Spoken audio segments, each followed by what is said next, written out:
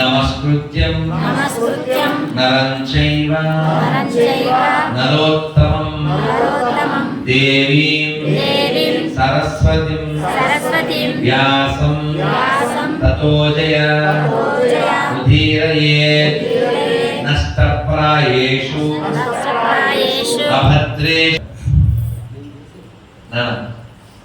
వాడుకోవాలి.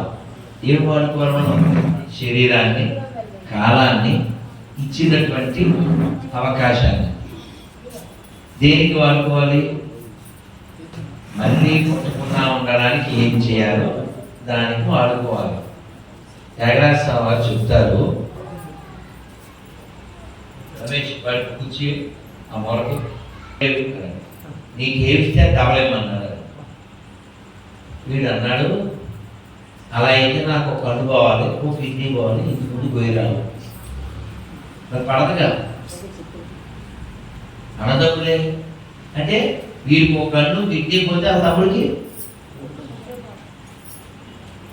ఏ లోపం ఇది?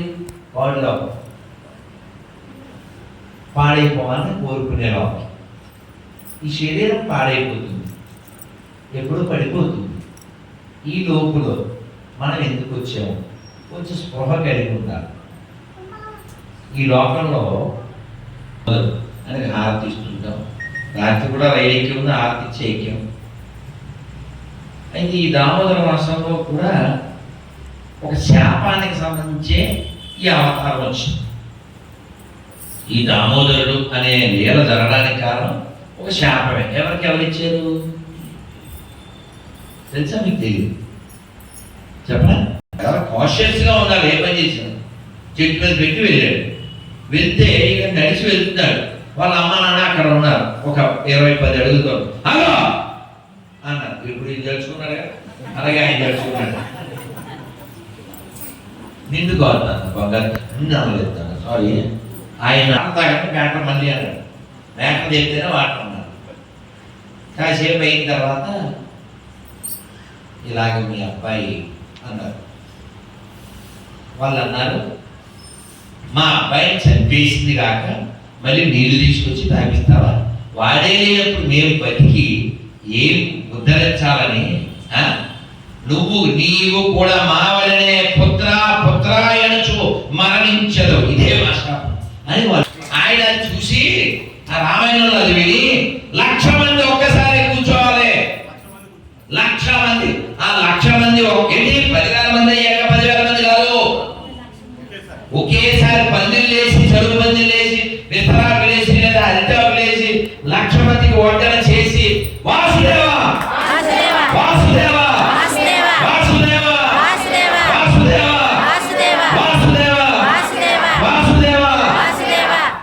మీకు అర్థమైందా? 1,00,000 మందికి వడ్డన చేసి ఒక్కసారి వాసుదేవ అన్నారు. ఆ చూసిన కళ్ళు సుధాకర్ గారు భాగ్యవంతుడండి, భాగ్యవంతుడు. చాలా సంతోషం సార్. మాకు గొప్ప చూడండి. ఇప్పుడు మనం ఏదో విన్నది వీడియోలో చూసాం, కానీ ఒక రుజువు, ఓ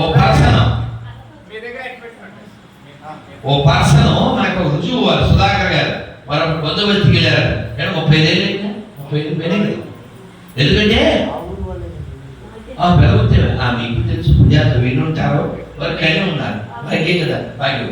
చూడండి, ఇంత కారణం 93 అక్కడి నుంచి వచ్చిన తర్వాత వారు ఆరోగ్యం పడి వారు పరమపదం చేరుకున్నారు. సో రామ మంత్రము, రామమూర్తి, రామనామం, రామ సంబంధమైన ప్రతీది ఎలాంటి ప్రభావాన్ని చూపిస్తుందని చెప్పడానికి మన పెదముత్తేవి లక్ష్మణీదేవి వారు ఓ గొప్ప ఉదాహరణ. అందువల్ల చూడు, ఒక్కొక్క పదానికి ఎంత మాట్లాడచ్చు అంటే సంవత్సరం మాట్లాడచ్చు, అంత ఉంది.